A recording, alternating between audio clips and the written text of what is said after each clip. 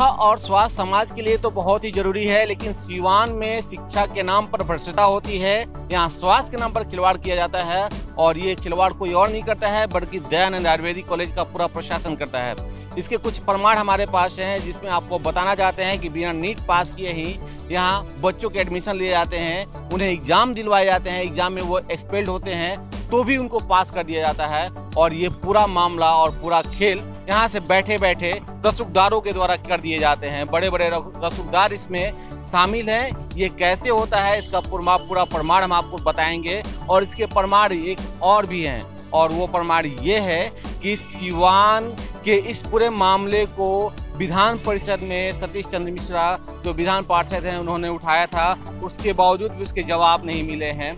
और साथ ही साथ आपको ये भी बताना चाहते हैं कि दिल्ली हाई कोर्ट में इस पूरे मामले को और बच्चों के लाइफ को लेकर इस कॉलेज के द्वारा एक याचिका दायर की गई थी, लेकिन किसी भी तरह के साक्ष्य प्रस्तुत नहीं किए जाने के बाद हाई कोर्ट ने उसे पूर्णतः रिजेक्ट कर दिया है।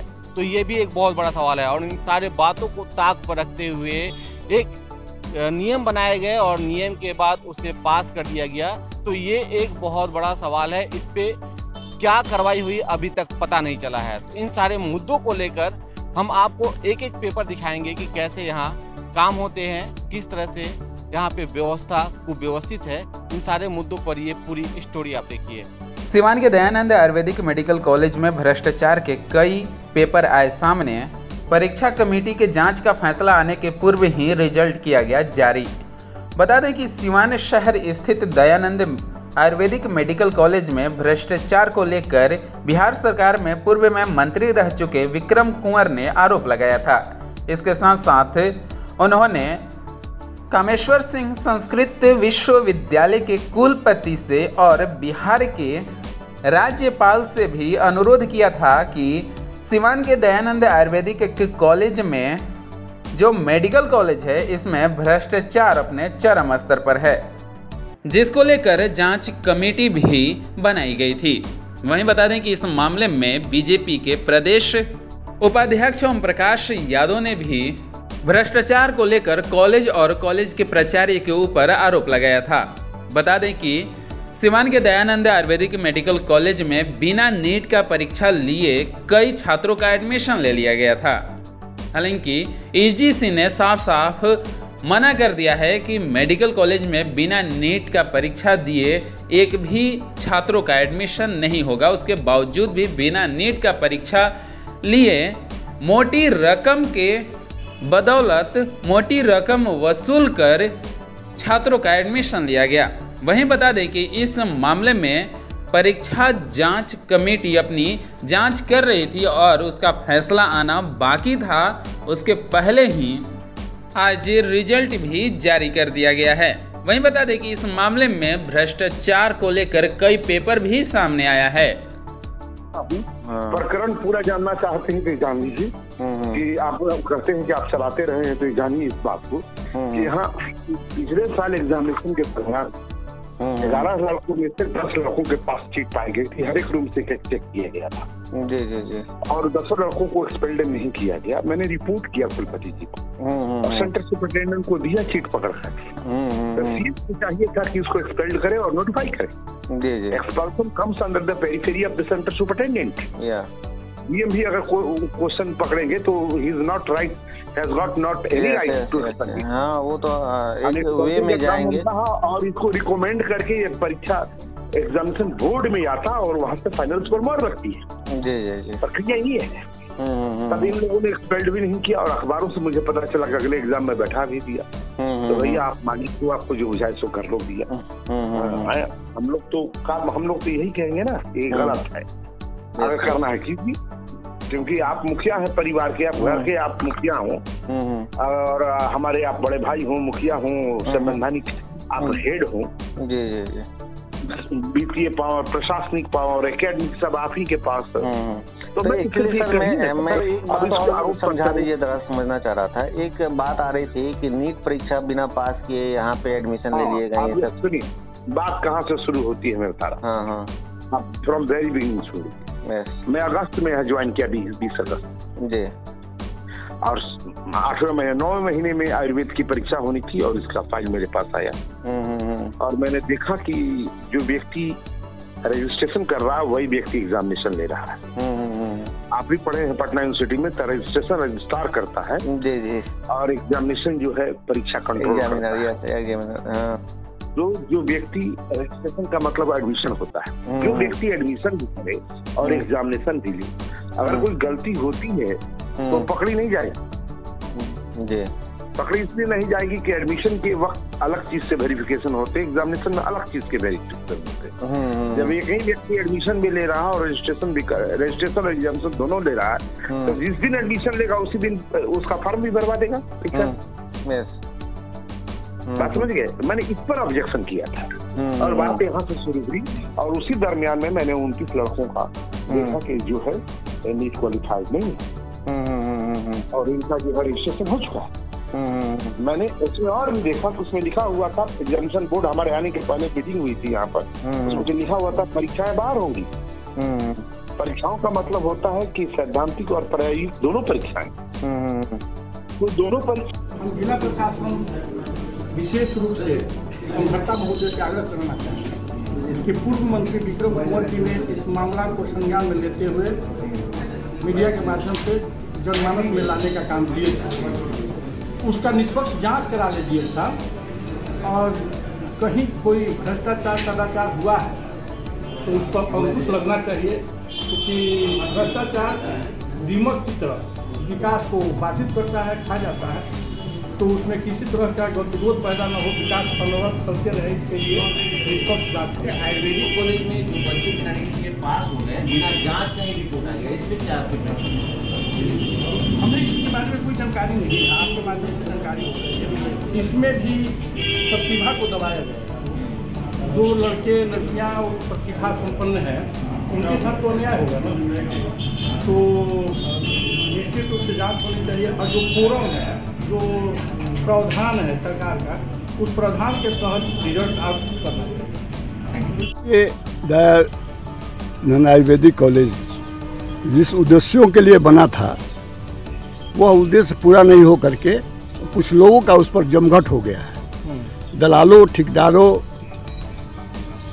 का उस पर जमघट हो गया है। और जो शहाबुद्दीन ने जिस मकसद से उस कॉलेज को बनवाया था, और शहाबुद्दीन ने उस कॉलेज के लिए जो 5-6 करोड़ रुपया फंड इकट्ठा करके रखे थे कॉलेज के विकास के लिए, ये लोग सब लूट खसोट कर रहे हैं।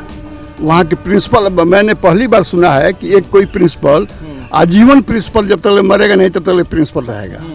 ये तो कहीं का नियम कानून नहीं है। दूसरी बात, उसमें इतना भ्रष्टाचार है, जुगाड़ से ये बने हैं, असंवैधानिक तरीके से बने हैं। इनके नेतृत्व में कॉलेज चौपट होता जा रहा है। इनके यहाँ जितने स्टाफ हैं, एक तो सैलरी ये कम देते हैं, बहाली कुछ करते हैं देते हैं कुछ, और कुछ पॉलिटिकल लोगों की यहाँ कॉलेज के नाम पर बहाली करते हैं। नेताओं के यहाँ वो लोग घर का काम करते हैं। दूसरा बात, थोड़ा हाँ, बताइए कैसे जैसे हम हैं नौकरी कर रहे हैं, हाँ, आयुर्वेदिक कॉलेज में हमारी नियुक्ति हो गई, हाँ, लेकिन हम आयुर्वेदिक कॉलेज में ड्यूटी नहीं करते हैं, हाँ, नेताओं के घर पर हम ड्यूटी करते हैं। अच्छा, मतलब फर्जी तरीके से वहाँ हाँ, बहाली हुई। हाँ, बहाली हुई है। हाँ, वेतन कुछ है देते हैं, करते हैं देते हैं कुछ, और कुछ पॉलिटिकल लोगों की यहाँ कॉलेज के नाम पर बहाली करते हैं। नेताओं के यहाँ वो लोग घर का काम करते हैं। दूसरा बात, थोड़ा हाँ, बताइए कैसे जैसे हम हैं नौकरी कर रहे हैं, हाँ, आयुर्वेदिक कॉलेज में हमारी नियुक्ति हो गई, हाँ, लेकिन हम आयुर्वेदिक कॉलेज में ड्यूटी नहीं करते हैं, हाँ, नेताओं के घर पर हम ड्यूटी करते हैं। अच्छा, मतलब फर्जी तरीके से वहाँ हाँ, बहाली हुई। हाँ, बहाली हुई है। हाँ, वेतन कुछ है देते हैं कुछ, हाँ, ऐसे वेतन जो वहाँ के जो कर्मचारियों को वेतन दिया जाता है उसमें भी भ्रष्टाचार है। उसमें खाली सिर्फ भ्रष्टाचार है ही आयुर्वेदिक मेडिकल कॉलेज में। अब 29 लोगों की नियुक्ति आती बिना मेडिकल के टेस्ट पास किए हुए, 29 बिना नीट के जो परीक्षा के पास किए हुए, इन्होंने उसका रजिस्ट्रेशन कर लिया, उसका क्या बता एडमिशन कर लिया है, उसको नहीं रखा गया, इन्होंने पैसा लेकर के ऐसा कर लिया। अच्छा, उन्होंने इसके लिए पैसा लिया? पैसा बिना पैसा लिए कर नहीं सकते हैं। अच्छा, ये कॉलेज को एम्बुलेंस की आवश्यकता नहीं है, हाँ, सरकार का नियम है कि आयुर्वेदिक कॉलेज होम्योपैथी में कोई एम्बुलेंस नहीं रहेगा। होम्योपैथिक और आयुर्वेदिक कॉलेजों में एम्बुलेंस की आवश्यकता नहीं होती। इन्होंने 28 एम्बुलेंस लिख दिया डीएम को कि हमको 28 एम्बुलेंस चाहिए। भाग्य मनाइए कि 7-8 एम्बुलेंस पर हमको मालूम हो गया, मामला हमने जब उठाया तो इसको बंद कर दिया गया। नहीं तो ये करप्शन का एक अड्डा हो गया है कॉलेज के। उसी एम्बुलेंस से शराब ढुलाता है। प्रजापति त्रिपाठी प्रिंसिपल कहिए या कॉलेज कहिए, जिसको कहिए वो लोग शराब उससे ढुलाते हैं। ये बहुत गंभीर आरोप है। हाँ, एम्बुलेंस तो शराब धुआ ही रहा है, कितने जगह लोग पकड़ाया है। इस एम्बुलेंस का जरूरत क्या है? आयुर्वेदिक कॉलेज में एम्बुलेंस क्या होगा? कोई सीरियस मरीज आता नहीं है, कोई इमरजेंसी मरीज आता नहीं है, तो एम्बुलेंस की क्या आवश्यकता है? सरकार भी तो नियम बनाई थी, तो यह न सोच समझ कर बनाई थी कि आयुर्वेदिक कॉलेज में मेडिकल एम्बुलेंस की आवश्यकता नहीं। और ये 7-7 एम्बुलेंस हाथी के कान लेखा लगा कर रखे हुए हैं। क्यों? प्रिंसिपल मैनेज करके करा रहा है, भाई सांसद से लेकर के नीचे से ऊपर तक मैनेज करके ये करा रहा है।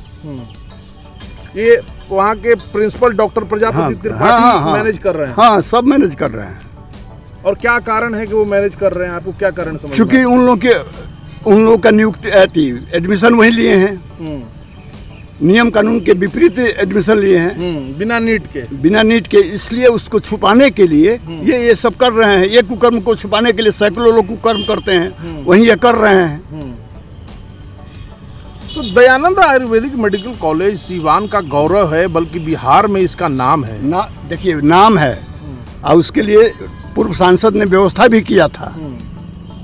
5 करोड़ रुपया उन्होंने चंदा करके कॉलेज के नाम पर फिक्स कर दिया था कि ये कॉलेज के विकास में आगे काम आएगा। लेकिन वो सब क्या हुआ, रुपया किसी को पता नहीं।